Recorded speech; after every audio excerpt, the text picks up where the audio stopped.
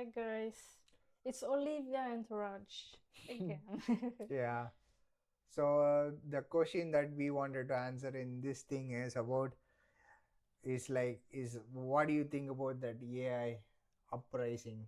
Is it like a boon or a bane? And what is your perspective? And then also I wanted to touch on different points like how much AI do you use every day in your life and I use in my life? mm. And what do you think our jobs are gonna look like in a 10, 15 years or so?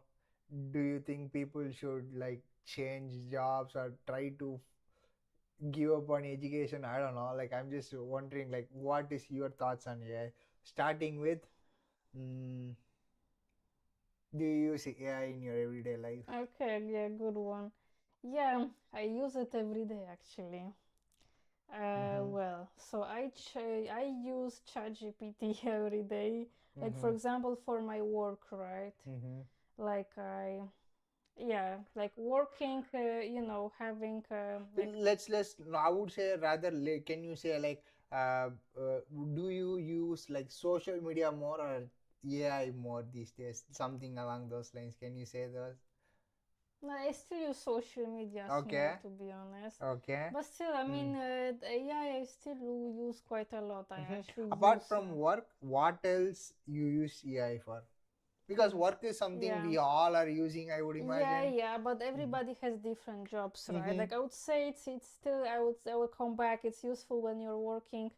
Yeah, as myself, like in a team with developers, Mm-hmm. right? When Mm-hmm. you're like the only designer, and then you Mm. have a team of like back end, front end developers, Mm. and it's like you do not have the same background as those people, and they will tell you some very technical stuff, and Mm. then oh my god, what did I Mm. just hear? How to handle it? So that's where I use ChatGPT or To break Gemini or things down, Copilot. Yeah, exactly, technical to stuff. understand better the technical things or sometimes the requirements that are given to me, like to do some brainstorming or like for ideation, for example, in the UX work, right? Like for the how to approach a certain task ideas. Mm-hmm. Yeah, but sometimes also for generating wireframes. Like I also use some tools, it's mostly well for benchmarking or like if we have like a new ideas. Like recently we had a task to make a new homepage for our customer portal. Mm-hmm. Since it had to be complete redesign, I used Copilot. Like it's also an Mm-hmm. AI app for making wireframes. So I used it to generate a couple of suggestions, with layouts, how it Mm-hmm. could look like. And I choose some piece from this idea, piece from that idea. I Mm. combine it together. So think how by Mm-hmm. myself, what else can I change? And yeah, that's how I manage Mm-hmm. it at work, as in my case, as Yeah, a in our UX case designer. too, we use a lot of AI as well in our work. We build apps. Like I run a company called Milk AI. We build software apps. So using AI, and also we build AI applications of different sectors: natural language processing, image processing, computer vision, etc. So we do all of those things, and we use AI heavily. But I'm more interested in like everyday use, which is not work related. The first thing I do that comes to my mind is asking for health and lifestyle related questions, factual informations, stuff like that. Okay, what does omega 3 do to my body? Like, why do I need it? Like, some stuff like that. Those kind of medical questions I ask. And I'm studying veterinary medicine, so I ask a lot of my educational necessities that I need to fulfill. A lot of questions like, this is a drug that you can give a dog but not a cat, and this can kill a pig but not a goat. So you have to kind of do a lot of googling and searching. Now it is all tailor-made answers with the help of AI. So there I think I use AI extensively. Almost a lot of medical students are using that to study for the exams and educate themselves. And AI has come a long way too. They're fixing a lot of bugs. Still, there are a lot of bugs as well. I hope at some point it will be really, really good. I would say now it's like to a point where it's like above a undergrad to a semi-master student level. It is still not yet like a PhD student level Mm-hmm. Okay. intellectually, I would say. but yeah, it's getting up there, you know. This is Mm. 5.2 ChatGPT, and it can, let's say 5.5 will look so powerful. How Oh, about for sure, yeah. It yeah, already wow, within just couple of versions, it became so yeah, powerful. And like I was also using ChatGPT for I mean frequently, like almost every day or every day at this point, like for over a year. And this change that happened during 1 year is just mind blowing. And yeah, also generating images, like people uh, used to talk about Midjourney. Even I used to have Midjourney subscription for a month or 2 months. I paid. Yeah, when I was still in Germany, like we were working for a different company, like 2 years ago, almost like at this point. Yeah, 2 years ago. And yeah, that was the first time I was starting to use AI, just like I guess quite many people. And yeah, like now it's like ChatGPT, or like even Gemini, the nano banana will like generate such hyper realistic images. mm-hmm. And yeah, it can become so good. Yeah. Yeah, and she also uses our app too. Yes, I also use Yeah, our so you use the app apps. Canvas, right? So Yeah, yeah, there is. actually, I use his app for creating thumbnails for my YouTube channel. So whatever you see, guys, on my channel is actually made with his tool. Yeah. Yeah, so our app also uses ChatGPT and Gemini, Google's Nano Banana models as well. So if you guys want, you can check it out as well. And what apart from education and work, what else? I ask a lot of cooking related questions, when Oh, things really? burn, Oh. when how to make recipes for like the New York style pizza, Domino's pizza style dough. So these are the questions I would like to ask ChatGPT, and I continuously ask all the time. Some nuances in Indian cooking which I don't know, you know, so those things I ask, like stuff like how much water should I put for a biryani if I want it to be a little bit like not like a soggy rice, but the rice flakes are separated from each other but still cooked evenly in a pressure cooker. So it's like a lot of nuanced questions. Those Mm. things I like to ask ChatGPT. And what else from your side? Um. Yeah, I use AI also. Yeah, apart from the thumbnails creation, yeah. I also, yeah, well, for titles, you write the Mm-hmm. support, because previously one of my biggest pain points was, apart from creating a thumbnail, the title. Mm-hmm. And yeah, like sometimes like some descriptions or choice of hashtags. Actually, this is also where I use it. So yeah, like previously it was just taking me like, yeah, like sometimes I'm not joking, like 40 minutes to think of a description, hashtag, title, or about Mm-hmm. up to 1 hour even. I would be thinking like Mm-hmm. how to make the title. And now it's like I get multiple suggestions and I use something. Mm-hmm. And it's not like I only choose whatever, I don't know, ChatGPT generate. I still want to put some part of myself in it. So whatever AI will generate, like in So you description, customize I it also according. customize it. I also write it more in somewhat in my words. I add a Mm-hmm. couple of my words, or some sentences I will change slightly. So Mm-hmm. yeah, I just simply want to highlight it, that it's not like well, I also think it's also a good advice for people like who are using AI, right? To not like trust it 100%, Mm-hmm. but yeah, try to also look at from a different perspective if it matches your identity. Like in case of my channel, Mm-hmm. whether the description that it generates or something, whether it matches my identity as a Mm-hmm. person, how I want the channel to be seen by people, Mm-hmm. right? So Yeah. yeah, and not only in that case, right? In general, whenever you ask some questions, you also need to think twice, right? If Mm-hmm. it's yeah, correct. And what do you think, like the now a little bit of a serious question, like what do you think our jobs, the status of our jobs in 10 to 15 years down the line? Mm-hmm. Because it's very concerning. If you think about it, Yeah. AI is getting really good, and I am betting on the theory that AI will definitely remove some of my jobs or most of my jobs at this point, including medicine and basic consultation, of course.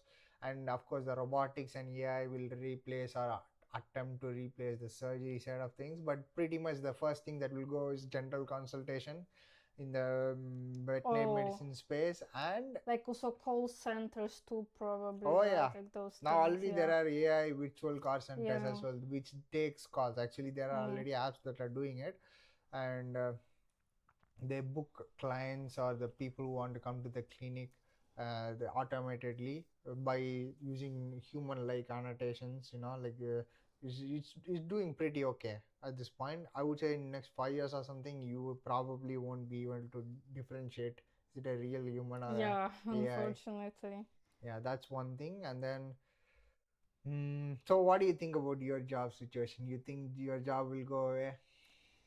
In my case, it's difficult to say. I mean, being a UX UI designer, if I was only doing UI, means, the user interface, like, yeah, like you see some applications, like even YouTube, right? It's actually also like a complex application at Mm-hmm. the end. So this is also what UI designers are improving. That's also why you see, just like to explain my job a bit, that's how also you see changes on YouTube, right? That you have suddenly some new feature. This is actually something that well business people and designers are planning behind it. Like this is also something that I do in my job Mm-hmm. with applications of my company.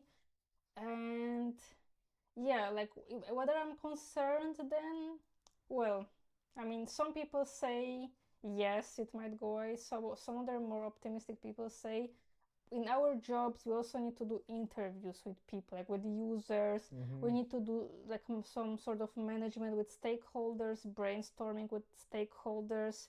These are not really very repetitive, tasks. Like we Mm. don't have like a one template that okay, this is how UX designer work look like, so you always do it the same way. Actually, no. Mm-hmm. It depends on a feature, depends, yeah, on a product. Like there is no strict one type of template. So well, I don't think that AI will replace UX design that soon. However, my concern would be rather whether businesses would be more willing to invest to have more UX designers. Yeah, that's Rather a this. that's a very valid point. Though. Mm-hmm. At least in the software industry, what we could see the current trend is like it's not like their AI took like fired people from having their jobs. It's just the hiring has been reduced drastically and like they just started hiring less and less people, and then they're automating as many tasks as possible with senior developers. Like there is no need for new entry level engineers at this point, or it's really hard to get a job for an entry level person, I would say. Oh So yeah, oh yeah. Also, just out of curiosity, sometimes I check on LinkedIn job offers. Also, recently, yeah, just from time to time, it's more like to see how the job market is shaping, and potentially, like, once I will have to look for another job someday in some time. Yeah, like what to expect, right? How to prepare myself. And also, honestly, I mm-hmm, don't see any entry level jobs. Like, even mm-hmm, recently, I only saw mid-level positions, like for people with like +3 years of experience or +5 years. mm, So either senior people in their job mm-hmm. or yeah, quite senior. Yeah, so I think yeah, the senior level jobs will always be there for a while until AI attains singularity or artificial general intelligence where it's able to do anything and everything. So yeah, I hope uh, I'm just hoping that the takeover will happen little bit slowly, but I don't think so because it's all happening so quickly and bigger giants are competing among themselves, right? It's not just ChatGPT being ChatGPT. Gemini is catching up, Claude is coming up, and Amazon is investing. Like all these companies, Meta's AI models. So now they are starting to buy nuclear power plants to power their data centers at this point. Think like it's going crazy actually, the development pace and then the innovation and stuff in that area. At least the amount of money they are throwing at it is like crazy in trillions of dollars. Nvidia became so valuable because of the AI boom. So yeah, so I think it is a technology that is going to evolve so quickly than anything human beings have ever invented or discovered, I would say. So it's as much as I would like to think pessimistically, it's probably the situation for most white collar jobs and also blue collar jobs with robotic advances. It's coming quick. If I have to say anything positive here, maybe at some point we might not have to work, and there might be some kind of a universal basic income situation where people are all paid some fixed money from the government based on their qualifications or whatever. And also concerning part here is like who all the power will be concentrated to couple of big corporations, that's more scary to me. Like Mm-hmm. Google, OpenAI, all these monsters will have all the act power, Oh, I see. financially and control and all the AI models. So what is right, what is wrong is basically what is right for them. So that's when it gets a little bit trickier, and I don't know how governments are gonna regulate and handle this. At least in Europe, there are strict GDPR laws, and the all these Silicon Valley companies are forced to comply. So I am sure Europe will be fine for a while, but just the overall takeover is something that will definitely happen no matter what. It's just you or somebody else. Like Elon Musk was saying, like that takeover is so quick that it's either you do something about it or somebody else is gonna do it anyways, and world is not gonna stop. Nobody's gonna pass AI research for Mm-hmm. anybody. It's gonna happen. So yeah. Yeah, yeah, true. But maybe at least let's, well, say Mhm. something more positive for the Yeah, yeah, ending of yeah. this Go for it. video. If you have something positive to say about the Um, AI. well, Mm. I mean, definitely, at least from the positives, at least at the current stage, it makes many jobs easier, right? Like to some extent.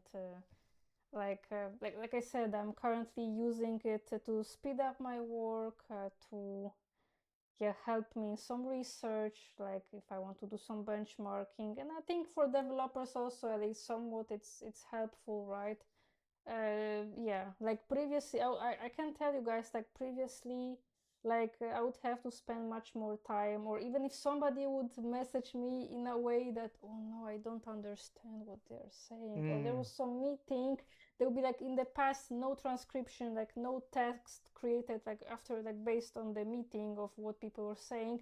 Sometimes it was a nightmare, like what, rewatch, maybe write some bullet points, okay, but still you have some notes what to do with it. Well, say I still don't understand something, and searching on Google, hoping for, yeah, find some answers. But really, like in the past, collaboration with different various team members was more challenging. So it'll be sometimes really stressing, like I would like what to reply, or yeah, like do I understand this correctly? And now I have much less problems with that. Not only it also comes with experience, sure, but AI is also speeding up and helping that that I can also have more time for, I know, myself at Mm-hmm. work, or to do, yeah, let's say focus more on something else too. Yeah. In my case, like I'm also thinking of maybe doing a PhD or something in some genetic engineering and stuff. So I do a lot of study as well into a field that I do not know. So I'm using ChatGPT a lot to break down research papers and mm, protocols and stuff that I need to know. And it's doing a great job though in teaching me a technology from scratch for a person who doesn't know anything about it. It's just sometimes it's like such a God's gift at this point, especially when education is expensive and stuff, and you need to gain something from your doorstep, like just not leaving the home at your fingertips. So, yeah, in that Mm-hmm. way, it's very powerful. Yeah, Yeah. but actually, if universal basic income happens, it would not be at the end that bad, because I'm saying from this perspective that there are so many people in toxic work environments, or in jobs that you can only do when you are still young and strong enough. Mm-hmm. Yeah, like a lot of people, like after their 50s, are already like, you know, mm, like, yeah, have they have some health issues, right? But they still have to keep working and working. many people also have blue collar jobs that are not sometimes not even only like mentally tiring, but also you do a lot of physical work that also well, you have some health problems because of that, right? So from this perspective, universal basic income, if it can cover well your basic needs and also a bit more than that, that you can also, I don't know, because people still need to buy some things that are coming out, right? Like let's say even if we have those main powers like Nvidia, like Tesla, then they take over most of the market, and yeah, OpenAI. Yeah, but so yeah, there'll be for sure then much less jobs to be done by humans. But then yeah, if those people can have still enough money to purchase the goods made by Nvidia, for example, like I know some earphones, like fancy earphones, fancy glasses with mixed reality or whatever.